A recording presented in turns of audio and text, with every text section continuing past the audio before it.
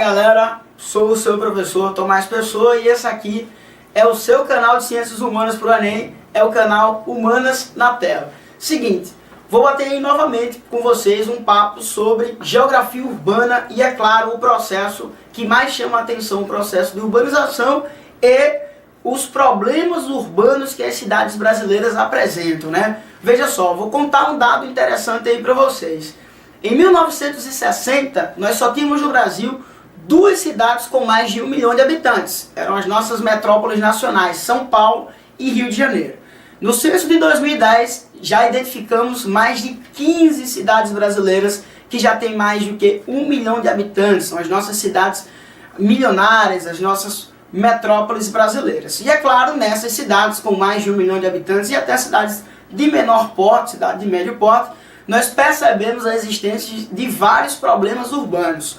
Os problemas que as cidades brasileiras e as grandes cidades apresentam, elas passeiam em várias áreas. Áreas ambientais e áreas sociais. Do ponto de vista ambiental, a gente não esquece da poluição visual, da poluição sonora, da poluição do ar, da poluição dos mananciais de águas urbanas, os rios das grandes cidades. Enfim, há um leque imenso de problemas ambientais a qual nós podemos identificar dentro dos centros urbanos. Mas é claro, são os problemas sociais os que mais chamam a atenção. Todos nós sabemos que as cidades elas se transformam em ambientes de superatração populacional em função da atividade econômica que mais se reproduziu no Brasil durante o século XX, claro, as nossas indústrias. E em função da presença dessa indústria, essa área fica extremamente atrativa e o processo de modernização da agricultura brasileira também faz com que o campo seja uma área de repulsão populacional. Então, durante todo o século XX, nós acompanhamos um grande fluxo de êxodo rural. As cidades se transformam em áreas super competitivas e o grande capital vai se apropriar das melhores áreas das cidades. Então, as regiões planas, próximas a equipamentos públicos, próximas a equipamentos naturais, como a praia ou como belas visões, essas áreas vão ser apropriadas, vão ser transformadas em áreas de moradias nobres e algumas áreas da cidade vão passar pelo processo inverso. Ao invés de serem áreas selecionadas pelo capital, passarão a ser áreas marginalizadas pelo capital. Essas áreas marginalizadas, que são áreas de encostas, são áreas de margens de rios, são marginalizadas pelo capital, são muito mais baratas por não ter interesse do grande capital em apropriar-se dessas áreas e aí são justamente essas áreas que são ocupadas pelas populações mais pobres. É aí que você vê a formação das favelas, justamente nessas áreas, que inclusive são áreas de riscos, porque no período das chuvas, essas áreas sofrem muito com desmoronamentos, deslizamentos e também com enchentes. O processo de segregação socioespacial é o resultado disso. A sociedade ela passa a viver segregadas em espaços urbanos, mesmo sendo o mesmo espaço, a sociedade começa a se alimentar de uma divisão essa em função dos diferentes níveis de renda que a população da mesma cidade apresenta. E essa segregação nós também sabemos que alimenta uma série de outros problemas ou de outras segregações que ultrapassam a segregação de renda e a separação de renda e vai também para a segregação e a separação cultural, a separação do ponto de vista econômico, social e assim por diante. Então, para falar um pouco mais sobre essa segregação e principalmente dos conflitos resultantes do convívio entre essas classes tão diferentes na cidade, eu vou convidar aqui para vocês o professor Márcio Lima de Sociologia para a gente fazer essa ponte legal entre as ciências humanas. Professor Márcio. Bem, Tomás, como você bem apresentou a questão, usando termos importantes como segregação, marginalização, a minha dica para o candidato a uma vaga na universidade, né, que está se preparando aí para o Exame Nacional do Ensino Médio, é a seguinte: a gente não pode perder de vista pensadores clássicos como Marx. Marx vai justamente colocar essa questão do capitalismo como sendo a grande força ordenadora dentro da história, onde ele vai atribuir justamente como locomotiva, o motor da história justamente a luta de classe, o enfrentamento a partir dessa desigualdade, você acabou de explicar, e a gente tem que estar preparado para encontrar alguma questão de Marx, justamente por ser um clássico da sociologia, e todas as aparições de Marx sempre com fidelidade à base do seu pensamento, que é justamente o materialismo histórico dialético, né? A existência do rico, a existência do pobre, são condições justamente que fundamentam a existência um do outro, ou seja, o rico só existe porque o pobre existe. Então, necessariamente, nós temos uma sociedade dividida em classes. Isso é observado justamente na ocupação do espaço, como você acabou de explicar. Mas é importante também a gente estar preparado para alguns pensadores brasileiros de influência marxista. E eu gostaria de destacar a importância do Otávio Ianni e do Caio Prado Júnior.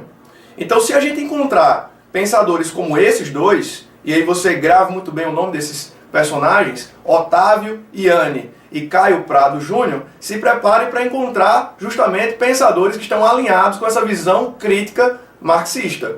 Eles vão olhar para a história do Brasil, para a sociedade brasileira, e vão justamente perceber essa história da elitização, da alta concentração fundiária, justamente essa segregação espacial. Você tem a formação das periferias, né, onde pessoas pobres, que não são simplesmente pobres, mas também têm uma origem étnica que é um tanto quanto oprimida, né, dentro da história do Brasil, no caso da origem do negro ou do nativo indígena. Então a gente tem que estar preparado para essa discussão.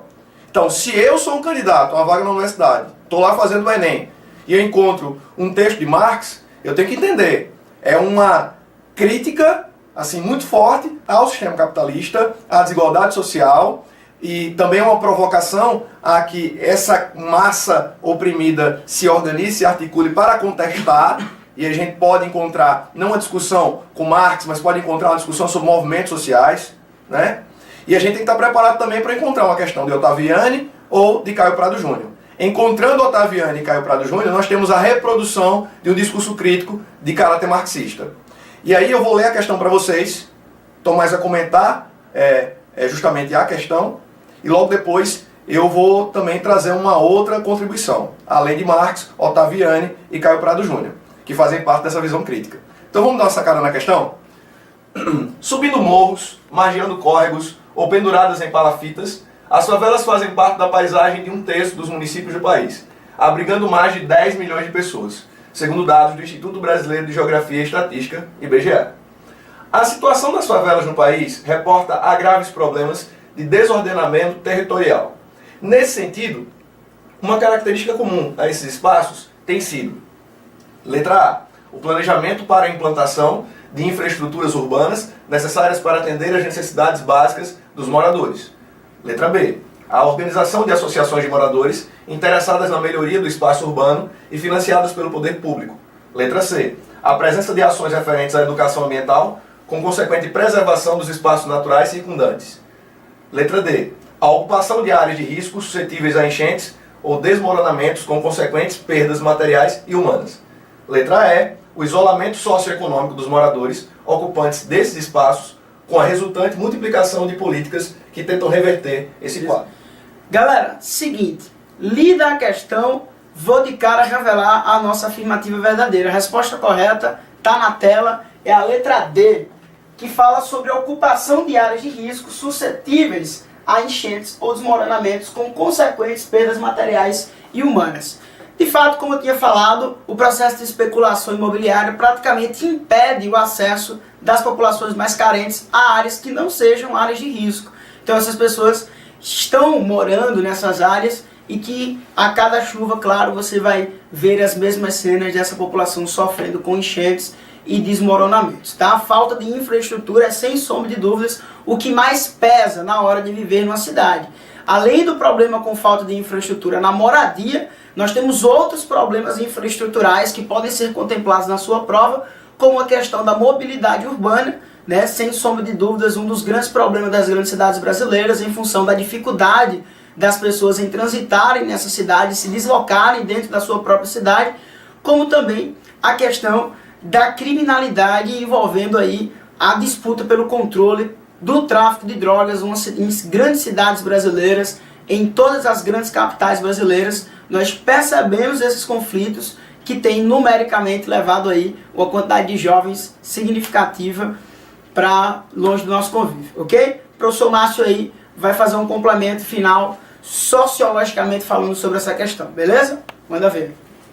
Bem, galera, diante dessa gama de problemas em decorrência da desigualdade, da distribuição do capital desequilibrada, da segregação, da exclusão, da opressão, que seja, o aluno deve se questionar justamente qual seria uma proposta de intervenção viável para esse tipo de questão.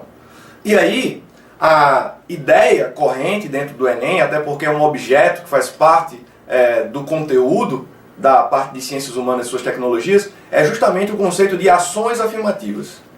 Se você nunca ouviu falar, se você não tem uma ideia, ainda que básica, a respeito de ações afirmativas, lá vai. Ações afirmativas seriam medidas adotadas pelo Estado, justamente para gerar inclusão social e também para reparar as desigualdades, né? Seriam medidas de promoção da justiça social. Né? E a gente tem vários exemplos da história recente do Brasil. Né? Você pode atribuir, por exemplo, a nomenclatura políticas assistencialistas, de distribuição de renda, de habitação, de acesso à educação. Então, por mais que a gente encontre, do ponto de vista geográfico, urbano, um abismo social separando bairros de elite de bairros da massa, a gente encontra políticas públicas que vão nessa direção das ações afirmativas, justamente priorizando os direitos sociais, que são justamente os básicos previstos em Constituição. Então, lembre, ações afirmativas, medidas adotadas pelo governo, muitas vezes em parceria com a iniciativa privada, justamente para incluir socialmente, justamente para dar maior dignidade, acesso, possibilidades para essa massa que sofre algum tipo de exclusão ou segregação. É um recurso, o conceito de ações afirmativas, até para uma possível argumentação no eventual tema de redação que seja adequado, que seja compatível com essa visão. Então, a gente fica por aqui, continue acompanhando Humanas na Tela com a gente, se preparando para o Enem em alto nível. Valeu!